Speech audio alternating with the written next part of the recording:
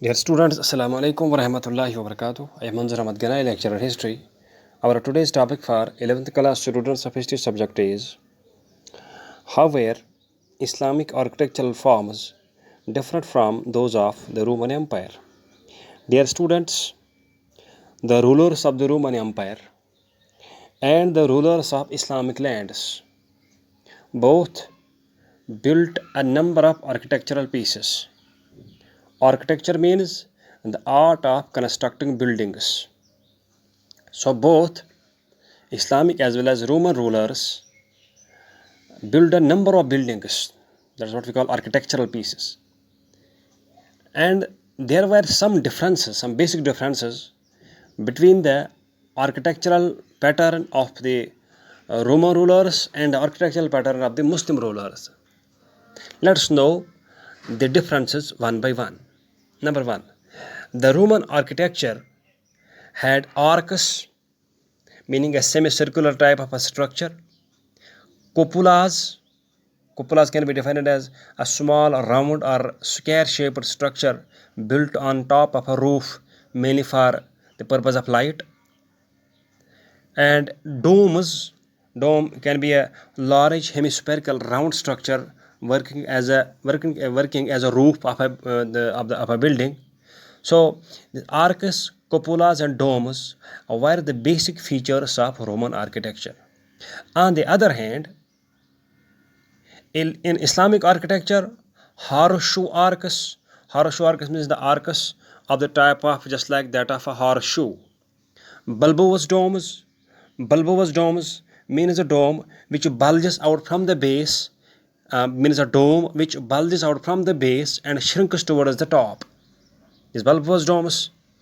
And small minars, open courtyards were some basic features of the Islamic architecture. So, in the Roman architecture, arcs, cupolas and domes were the basic features. In the Islamic architecture, horseshoe arcs, bulbous domes, small minarets, open courtyards were the basic features. Means that the Romans used their arcs, cupolas and domes frequently in their buildings. Similarly, Muslims used horseshoe arcs, bulbous domes, small minars, open courtyards frequently in their buildings. Number two, the greatest building of the Roman Empire were multi-storied buildings with one row of arcs standing over another row of arcs. So these were the main buildings of the Roman Empire. In the Islamic lands, mosques, shrines, means the holy religious places where the relics of the holy persons of the Islam were kept and people went there. Tombs means the grave of the pious Islamic persons who is to be buried there, and on their grave building was constructed known as tomb. And so we can say mosques, shrines and tombs were the greatest architectural pieces of the Muslim world. And to this we add mosques, shrines and tombs and the palaces of the rulers were the architectural pieces of the Muslim world.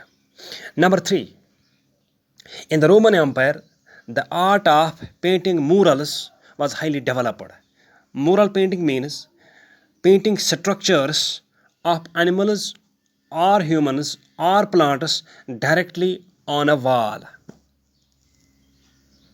This is what we call mural painting, and those mural paintings were highly developed in the Roman Empire.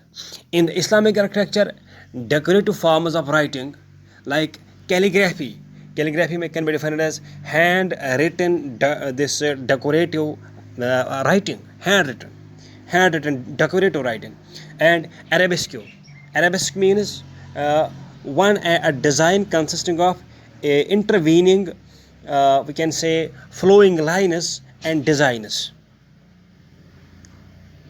So in Islamic buildings, the calligraphy and arabesque designs were used to decorate these buildings. Number four, Roman buildings were decorated by engraving or inscribing the figures of animals and humans on them. while Muslims decorated their buildings with floral designs, with flowers, with making the pictures of flowers and figures of various birds. So these were some basic differences in the Islamic and the Roman architecture. And their students, the architectural features like arcs, cupolas, domes, horseshoes, bulbous domes, minars, or this calligraphic designs, arabesque designs, the examples and the photographs of all will be attached with your note as well. Thank you.